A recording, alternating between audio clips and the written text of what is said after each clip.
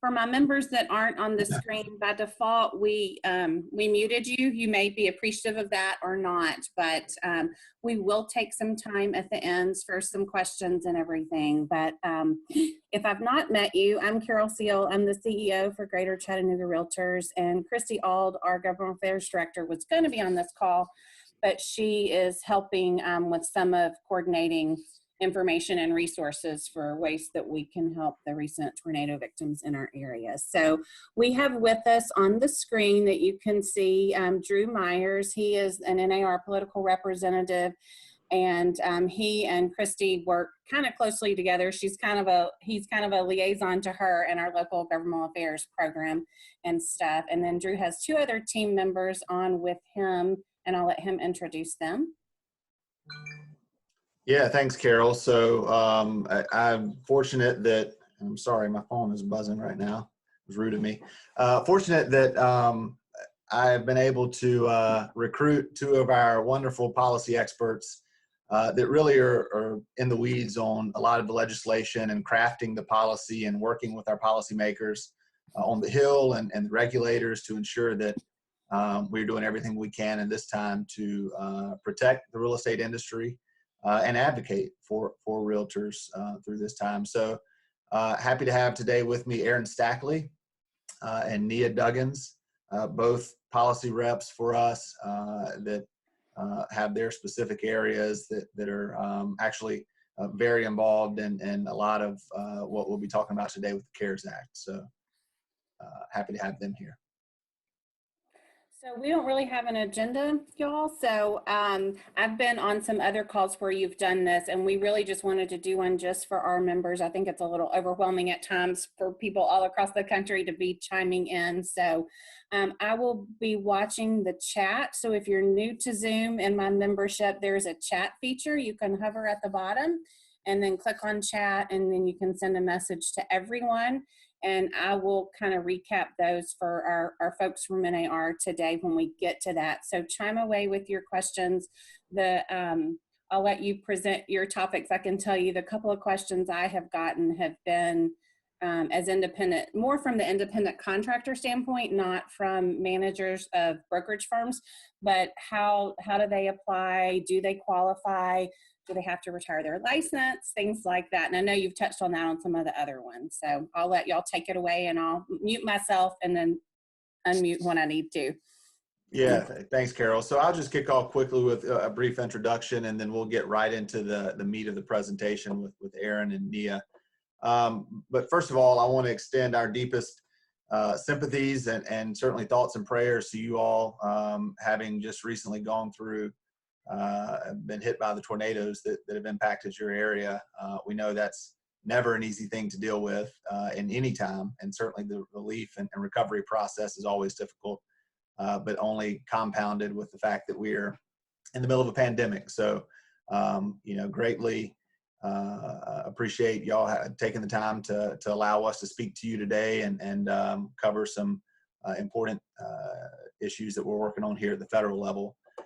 First off, I just want to say that we have focused really over the last several weeks specifically on advocating for self-employed and independent contractors and small business relief in every emergency response package that we've seen thus far, and I think that we will continue to see over the next several weeks as we get deeper into this. Additionally, we're in constant communication with our industry partners and affiliates to ensure that we are united in defending the real estate industry and minimizing transaction disruptions during these times. I want to mention a couple of quick resources that are available to everyone on our webpage. First off, the kind of main page with anything and everything coronavirus related is hosted on our homepage, nar.realtor/coronavirus. So it's nar.realtor/coronavirus. Of course, you can go to the homepage and search coronavirus. And it's very easy at that point for you to find. On that page, and I think Aaron and Nia will touch on this as well, you'll find a variety of resources that include some FAQs, kind of think of them as one-pagers, summaries on what's going on. They've now, over the last few weeks, stretched into many pages, as you can imagine, as the information is rolled out. So We've got a large general FAQ, and we've got a few additional more specific FAQs that really can be a great resource for you there. In addition to that, and kind of outside of the realm of advocacy, we have activated a program that was first initiated back during the 2008 crisis called Right Tools Right Now. So this program makes new and existing NAR products and services available for free for some, or at a significant discount for other products. So again, more information there on our website. There's actually a link directly from the homepage if you pull that up to tell you more about what we're offering there, what may be available. It's changing the different programs as we get further into this. We're developing other options for members. So keep an eye on that. One piece that I do want to mention because it's timely is that we have announced just a couple of weeks ago telehealth option for all NAR, all realtors, all members. That deadline to sign up for the special enrollment period is today. Now you can still enroll after, but we're offering essentially a promotional option that if you enroll before the end of today, you receive the first 2 months free. So we're footing that bill of telehealth services for realtors, members, and their families. So again, more information there on the website for that. After those first 2 months, it's a subsidized rate. I think only about $7 or $8 or so to access those services after the first 2 months. So still a very cost-friendly benefit and option, especially during a time like this where we're advised to stay at home, stay indoors as much as possible. So please check that out as well. Last thing that I'll mention, and then I'll kick it over to Aaron to get started, is that we have repurposed our hotline to be essentially, again, anything and everything coronavirus. So that number is 1-800-874-6500. Again, 1-800-874-6500. You can call, you can, during normal business hours, speak directly with a member of the NAR team who's there to answer your questions and point you towards resources. So feel free to take advantage of that as well. At this point, I am thrilled, as I mentioned, to have both Aaron Stackley and Nia Duggins here with us today to really go into some detail on a lot of what you have already heard about with regard to the CARES Act, some legislation that was passed a few weeks ago, phase 3 legislation that really had a variety of provisions in it for realtors and the real estate industry. So now happy to turn over to Erin to get into some details of her area of this legislation. Great. Thank you, Drew. And I echo what Drew said. I hope you all are doing all right. And man, it's just when it rains, it pours, huh? I am here today to talk about the SBA programs that the CARES Act created to help small businesses that are being impacted by the COVID-19 crisis. I'm going to be specifically focusing on 2 of the programs. The first is the Paycheck Protection Program, and the second is the Economic Injury Disaster Loan Advance Grant. The Paycheck Protection Program received $349 billion in funding from the CARES Act. The EIDL Advance Grant got $10 billion in funding from the CARES Act. And while $360 billion sounds like a lot of money, we are requesting this week that Congress provide an additional about $250 billion for both of these to ensure that they're able to service the most number of businesses that need the funding. So let me first talk about what the requirements are for both of these programs, and then in terms of business size and eligibility, and then I'll get into the specifics of each of them. First, they have, if you are an existing small business, if you've already qualified for a small business loan or program, then you would qualify for either of these. Second, they've expanded the definition of small business to include businesses with 500 or fewer employees. So that does away with a lot of the revenue requirements that are built into certain industries categorizations within the SBA. And finally, what we really pushed for when they were drafting the language for the CARES Act was for inclusion for independent contractors, self-employed, and sole proprietors. So independent contractors are eligible for both of these loan programs. All right, let's talk about the Paycheck Protection Program. You've probably heard some things or read some things about this. Maybe they were good, maybe they were not so good. I'll start off by saying there has been a bit of a bumpy kickoff to this program. In a normal situation, something like this would have been a year or two of meetings and hearings on the Hill, and then there would have been a year of notice and comment rulemaking from the agency, and then there probably would have been a year for the actual lenders to be able to implement the program.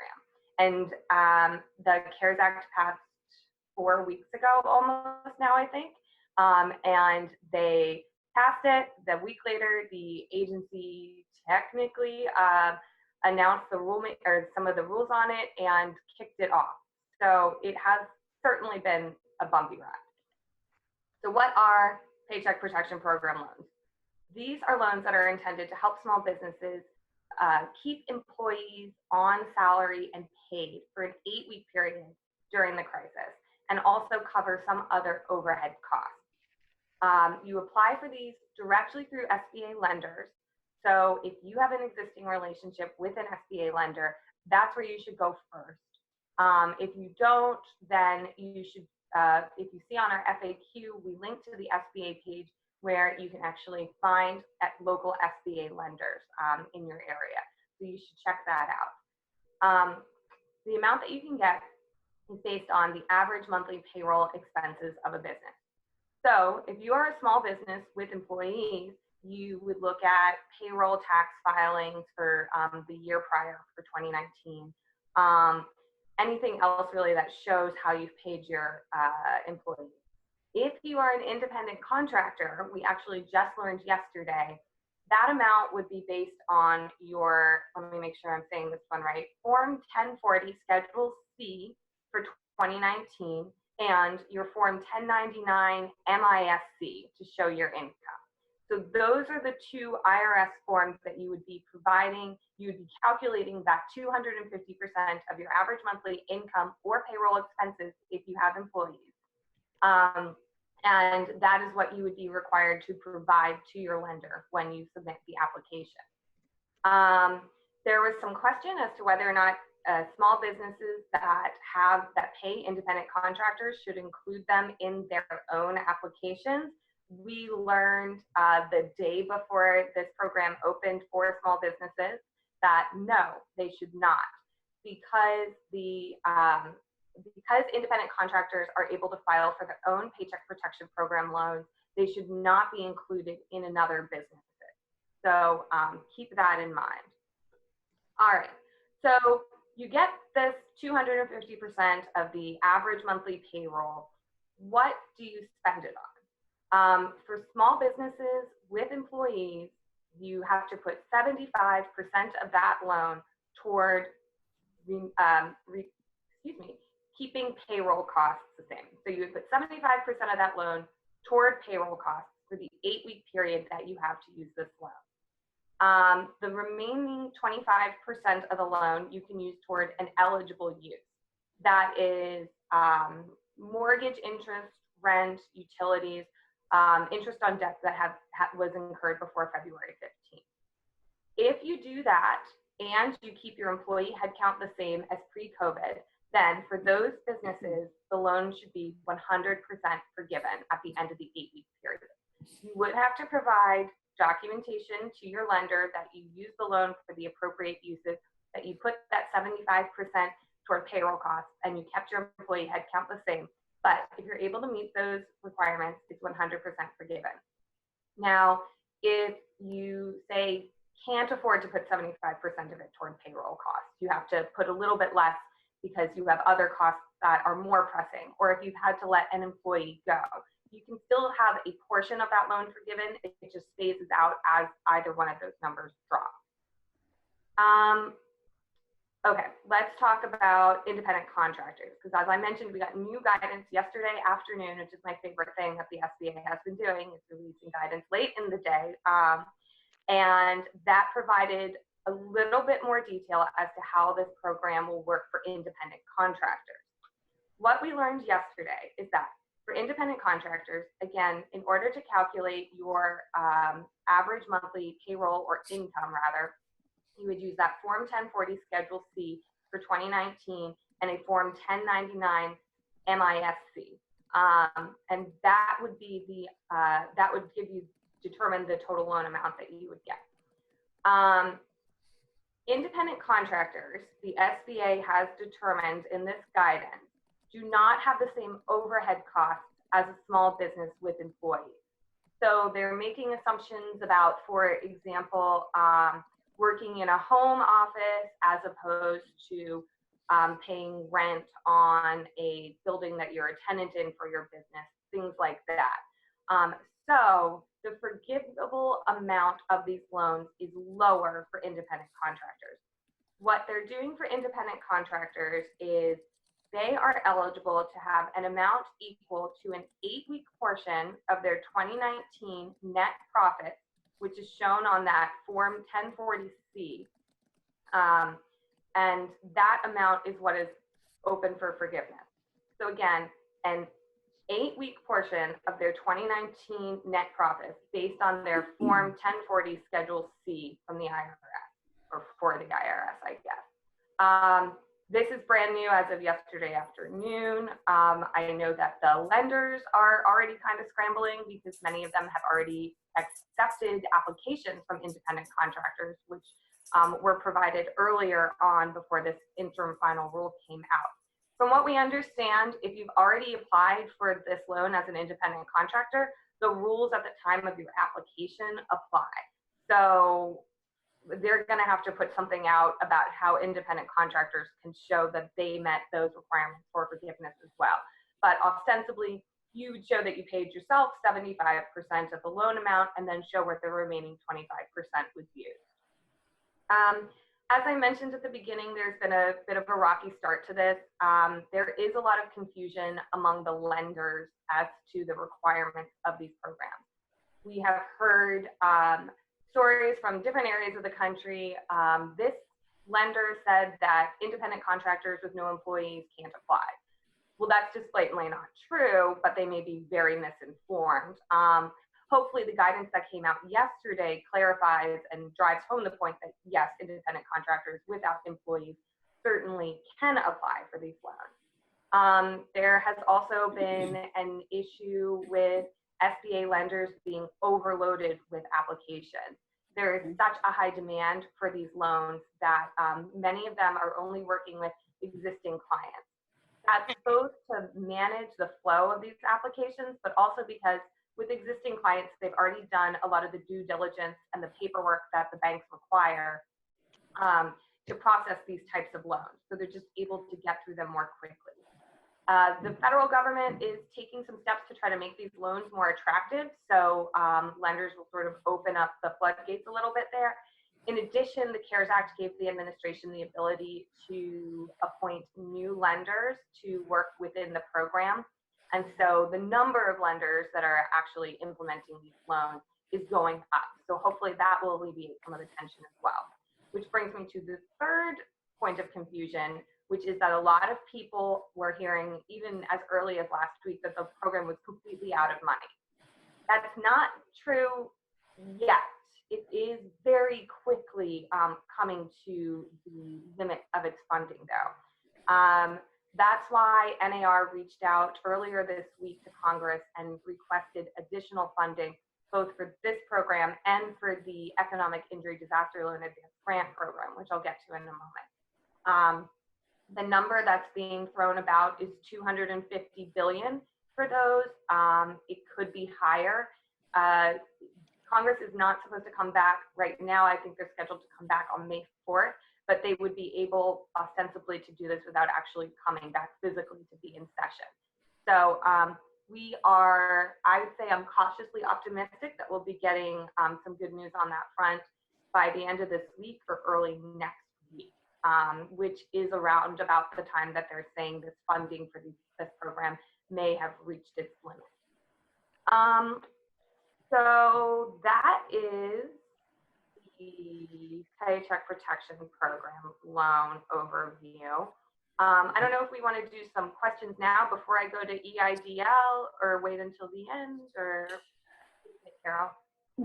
We have a question that I think maybe makes sense to answer now. Kathy is one of our members. She's asking about the 2018-19 question about the SBA payment protection plan. She says, what if you've not yet filed? You are going to need to file. And Kathy, you're I'm scanning quickly for the exact language, which while I'm not. you're looking, Erin, Kathy, it looks like you're unmuted on audio. If I've not posed the question exactly like you're asking. So she just mentioned that it was the 2018 taxes, Schedule C and all that good stuff that it goes back to. I just wondered for the clients that had not applied for, had not done their 2019 taxes. We need to do taxes first because, you know, they extended that tax date to July, but the loan deadline is June. Yes. You are going to have to, okay, sorry, I found it. According to the guidance that came out yesterday, and I'm just going to literally read it. If you have not yet filed a 2019 return, fill it out and compute the value. That's what it says. We might as well file if we're that far along. Well, yeah, I guess so. That- So they are requiring that it be based on 2019. One other like little quirk about this program, if you weren't in business in 2019, so if you just started at the beginning of January, then you would use the applicable amount for January through February 15th. And it's not really clear exactly how that would be calculated. Some of these questions are things that we are advising our members to, if they have accountants, talk to their accountants. If they don't have accountants, then talk to their SBA lender, because they should be able to provide you with a list of eligible documentation and sources for determining those amounts. Okay, thank you. Okay. Only the If there's question no other I'm seeing in the chat at the moment. Okay, I'll turn to the economic injury disaster loans then. EIDLs were actually an existing program within the SBA. So there was, you could say, a slightly smoother start to this program. And in fact, before the CARES Act was passed, a couple of weeks before, I believe, the COVID-19 pandemic was declared a disaster for terms of applying for EIDLs. The way that EIDLs work is they're meant to cover working capital needs for a small business, or under the CARES Act, an independent contractor or sole proprietor, someone who's self-employed, during some sort of disaster, which obviously this is. I'm going to talk about the way this loan program is supposed to work, and then I'm going to talk about the way that it has been working, because those are two separate spheres at this point. There's not much crossover in that Venn diagram. The way it's supposed to work is you are eligible for up to $2 million in EIDL funds. And then what the CARES Act did, and again, that's based on working capital needs. What the CARES Act did was create an additional $10,000 advance grant, which you would get within 3 days of applying for the loan. And there is, and you can find this on our FAQ or just on the SBA site, they've created, oh, I should add, you apply for this directly through the SBA, not through an SBA lender. So there's an application page on the SBA's website that is specifically for EIDL loans related to COVID-19. They have streamlined it. They're basically taking a lot of it on faith. So work out, if you're applying for this, how much you would need to get through however long to cover these working capital needs when you're filling it out, because they're not really putting a lot of guardrails in. The advance grant is supposed to be dispersed within 3 days of an application that requests it. And it is forgivable if it's used for one of the eligible uses. Those eligible uses are similar to the Paycheck Protection Program: payroll costs, mortgage payments, rent, utilities, and debt obligations that were entered before February 15th of this year. So that's the way it's supposed to work. The number one question we've gotten on this is, can I get both a Paycheck Protection Program loan and an EIDL loan? And the answer is yes, but there are some caveats.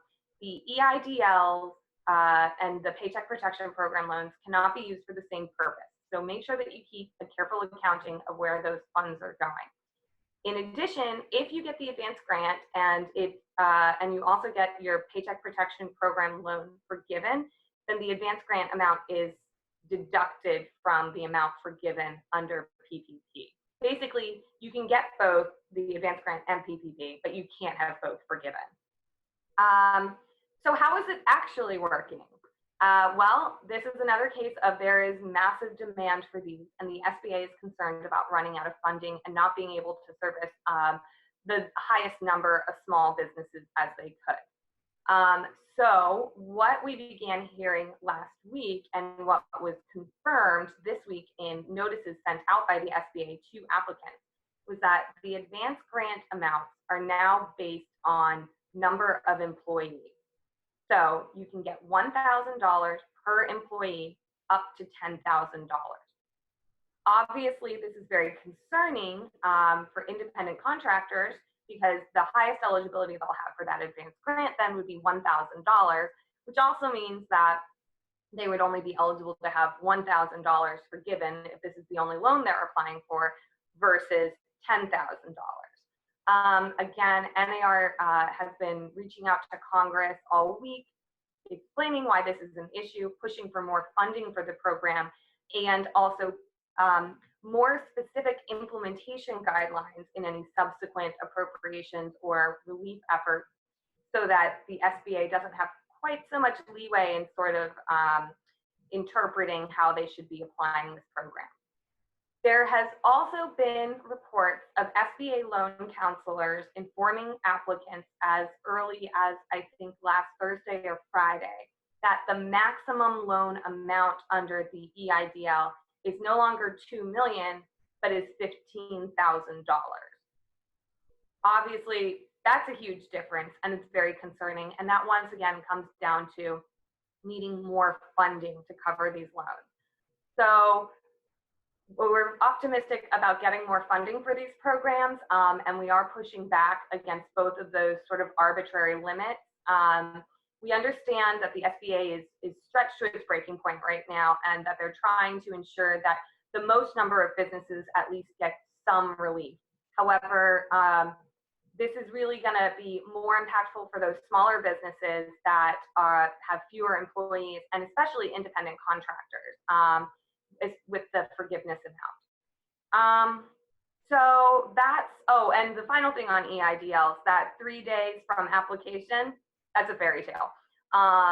You are more likely to get it within a few days of your loan application being approved now.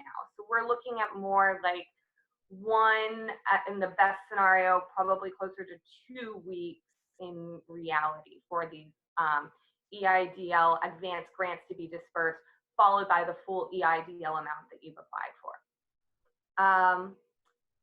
So that's the SBA loan programs. Hopefully they haven't released any new guidance during this call, which has rendered anything that I told you incorrect.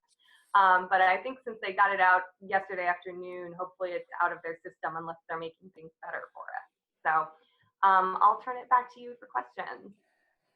I'm reading the questions. Rhonda is on, and she says, what about new realtors? I just received my license on March 11th of this year. Are new agents eligible? And I asked her for which program, and she said either the PPP or the EIDL. What are your thoughts? So for the PPP program, you will not be eligible to apply. You had to have been in business on February 15th of this year. That's sort of the official COVID-19 disaster beginning point. I believe for EIDL, you would still be,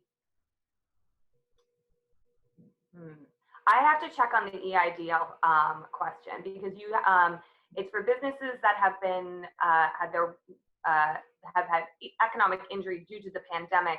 If you opened during it, I'm not sure that you would necessarily qualify, but it is basically a good faith effort, or a good faith certification that you have been negatively impacted. So you might. I will check on that probably while Nia gives her update.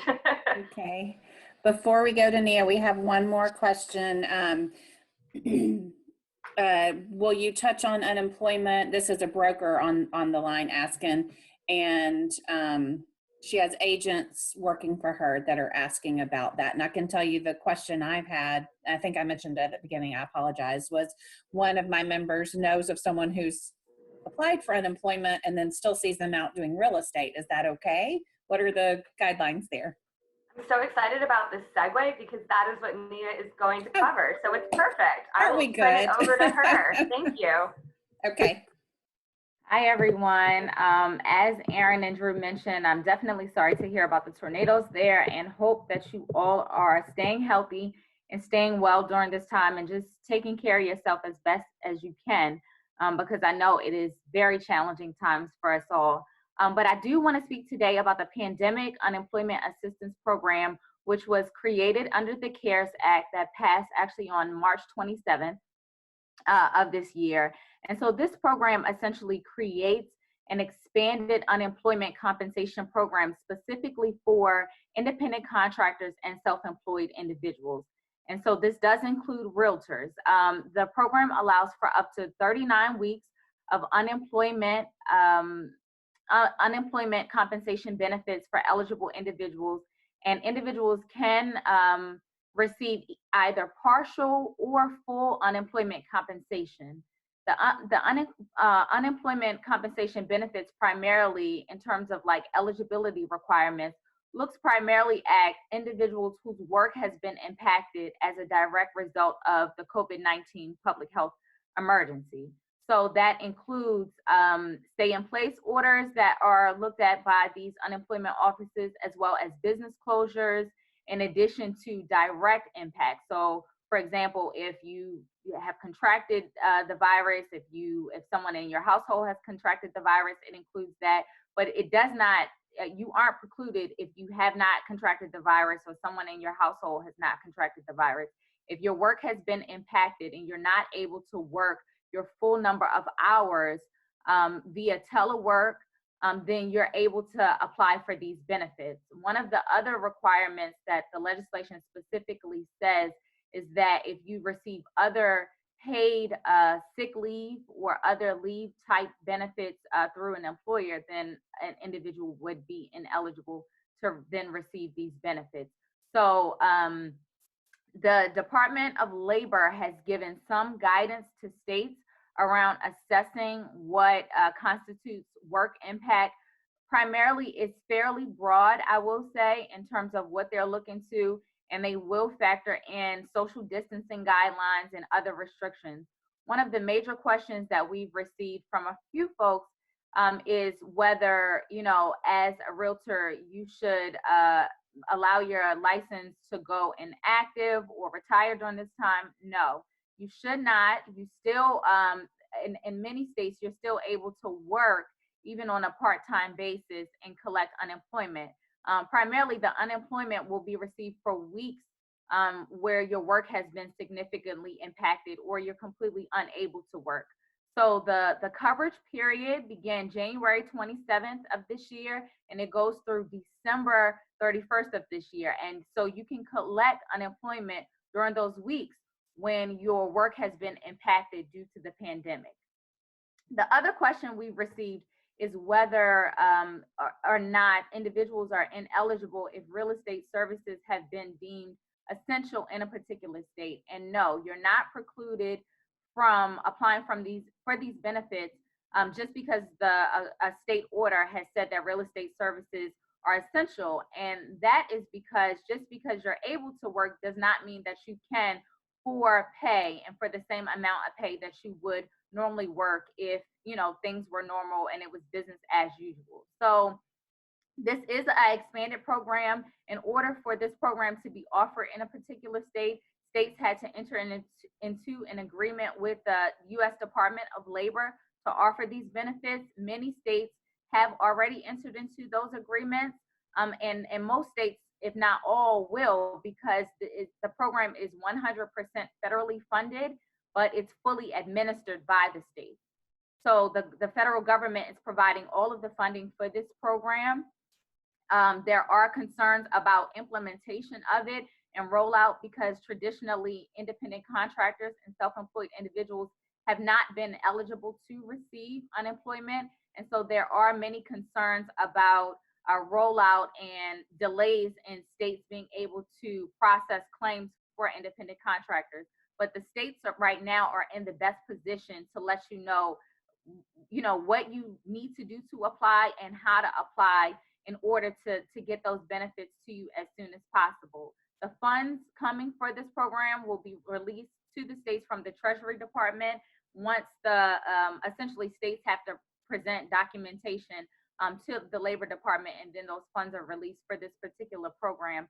But definitely apply for these benefits. As Aaron mentioned, on the SBA side, we've also developed FAQs on unemployment compensation benefits on NAR.Realtor. And so I definitely would encourage you to take a look there for some of the questions that you may have regarding this particular program. But these are benefits that NAR specifically advocated for. In the prior stimulus bills, there was not any language to include independent contractors in this way as part of the stimulus packages. And so this was one of the things that we really worked hard for, to ensure that independent contractors would be able to receive this benefit. So with that, I will now answer a few questions if there are any questions that folks may have.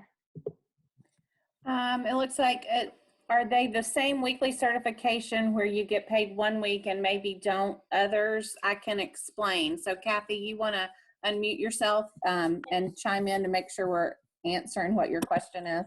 Yeah, for example, my husband is off because of the COVID, and he's drawing, the 247 or whatever it is. And he has to go in every week and certify that he was willing to work, looking for work, all that kind of stuff. And then it says, were you paid during this week? And if the answer is no, like for 3 weeks, the answer was no, you get your certification. Then last week they called him back to work for 1 day. So he reported that one payday. I'm just wondering if it works the same way, or if we even know the answer to that for our agents. I mean, do they, if they had a closing that week, then they report it that week, but then they don't work for 3 weeks? I mean, how is that part of it working? So in many states, you will have to file a weekly claim for these benefits, because things do change from week to week. And in terms of, especially as the economy begins to open up in phases, things will change given your work status and income that you'll receive. So that's one of the things that you will typically on a weekly basis will have to file. The state unemployment office would be the best resource to let you know how you would need to file that and what needs to take place in terms of how you file on a weekly basis in order to receive benefits for the weeks of unemployment. But yes, typically it's a weekly filing that you would have to do in order to receive unemployment benefits. Okay, I had an agent try to file yesterday, and the only problem that she ran into is there's a certain portion on there where it asks, your occupation, and when she put realtor, like my husband's an electrician, and there's a specific number assigned to his occupation. Well, there wasn't a number assigned to realtor yet, so she wasn't able to proceed even further in the state of Tennessee. So one of the challenges, and it's a grave challenge that states are facing, is that, as I mentioned, they have never offered these types of benefits to independent contractors.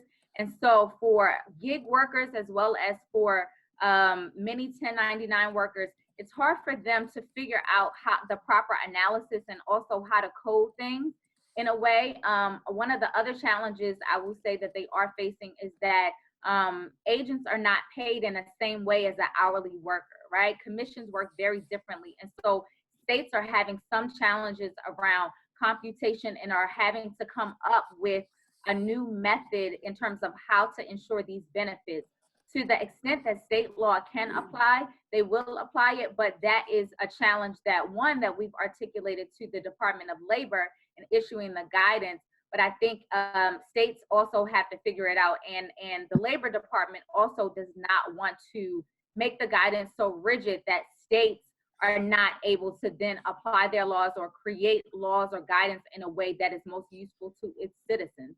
So I think there is a dynamic that is different in this instance because you have the federal government, which is the Department of Labor, as well as state governments at play. And so there are challenges that we are experiencing, but I think to the extent that you can, if you can forward us, a lot of anecdotes and information regarding, how we can go to the Labor Department and say, these are some of the challenges that folks are facing. I think that is extremely helpful to us as we're messaging this and we're working through some of these issues.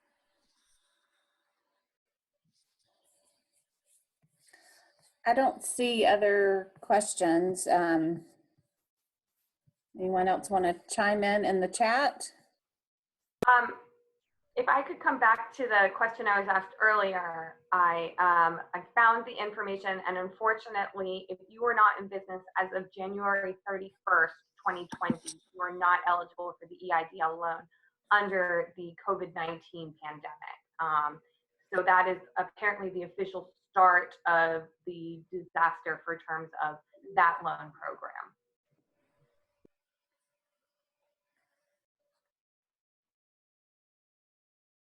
I know her question also was about unemployment and starting as a new realtor. I believe it may have been Rhonda's question, but you may be able to still file for unemployment. I would recommend that you still would go forth and try to apply for it. How they assess essentially the benefit amount, a lot of the time is based upon your income as a self-employed individual and what earning, like what money you've earned from self-employment. So there may be pretty much some concerns about that. They may ask you to look at,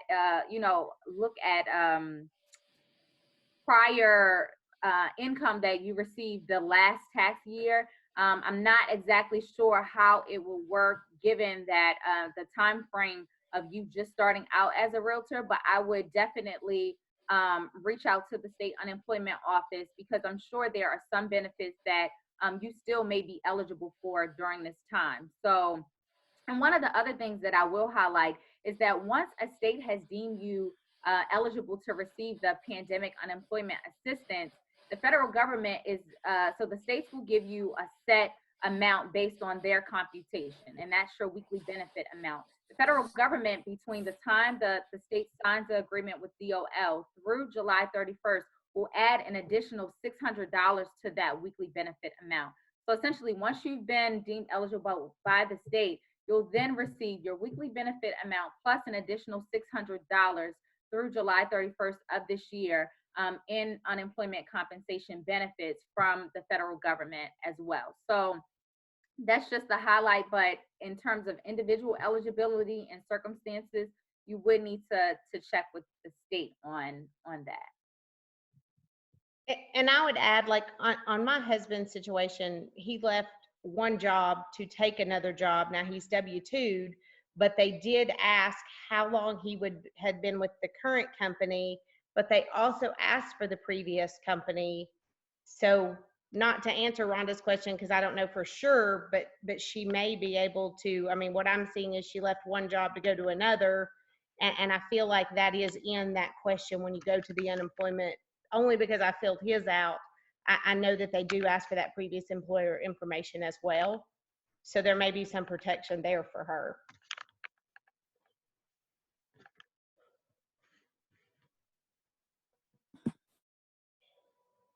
Anybody else? If you're not looking at the chat, I'm gonna do, this is our first time to record one of these. I pray I said it, I know it's recording. I've got to make sure that I can, and I'll stay on after we're all off to capture the chat, because there are lots of links that the NAR folks have been posting. I've added a couple as well. If you don't know, so NAR has tons of resources, but there are also some things that are specific state by state. And as you all know, our membership crosses state lines. So our COVID page is gcar.net/COVID-19. And so we have links there to the NAR stuff, the stuff that Tennessee and Georgia are putting out as well. So bookmark that. I'm not seeing any other questions come through. I can also briefly just highlight some of the Sure. other things in the CARES Act that may be helpful. One, if you make under $75,000, you'll receive a stimulus check. If you filed taxes and you have your banking information, it'll be direct deposited into your account from the Treasury Department. $1,200 for individuals, and then it is, I believe, $2,400 for joint filers. And then for each qualifying child, you'll receive $500 for each child that's under the age of 17.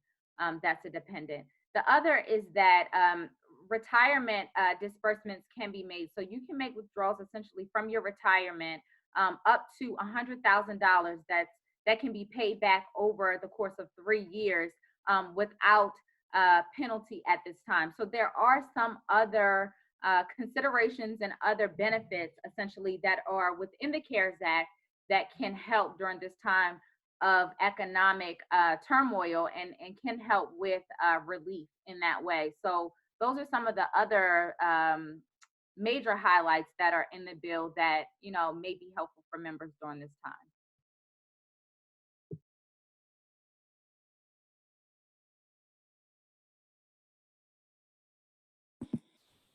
We're all the people that are viewable, we're all muted. Anything else? I know this is a challenging time and there's so many nuances according to everyone's individual situation.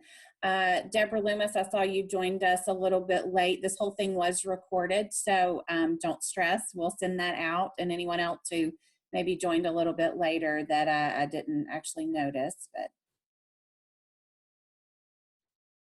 Okay, I'm going to assume the silence from our member. Anything else, Drew, Aaron, or Nia, that you want to add in on? And all you're muted, so unmute yourself if you. I've got a quick question. What is that last link that you posted? Is that going to be the link to this when you're finished, or you got gcar.net COVID-19? Oh, that is just a kind of a clearinghouse for us, Kathy, that where we're trying to compile everything that's being sent to us. We're linking to everything that NAR is. Yes, I can include the link to this there. We'll probably push it out in the newsletter and on social as well. Okay. Drew, Nia, Aaron, thank you. I know y'all have done a ton of these. I've been on several, and for the members that are listening, y'all, this is what they do every day on your behalf. So if you aren't a believer in the Realtor Party, and don't worry, I'm not about to ask you for RPAC investments, but this is the Realtor Party at work for you. And everything that I have been on the last couple of weeks with Nia, Aaron, and Drew, they are not bored. And, you know, we have over 2,000 members locally asking us questions. They have 1 million plus. So they work hard for you. So thank you for taking the time and everything you do for us. Like I said, this is recorded. I'll definitely post it on our COVID page, and we'll push it out in some other ways as well. If there's nothing else, we'll go. Kathy's just chiming in and saying thank you to the panelists as well. So I hope everyone stays well and healthy. And Drew, you want to say something? I was just going to say thank you so much for the invitation and having us here and giving us an opportunity to speak to your members. And please know that we're always a resource. You know how to reach me, and I'm happy to do the best I can to continue to keep everyone updated. and ensure that you all have the information that you need as things move forward. Sounds great. Everyone stay healthy. And if there's anything you need from your local association that we're not doing or communicating, please reach out to me directly. We're all working at home, but we all have power and we're here to serve for whatever you need. So thanks, everybody.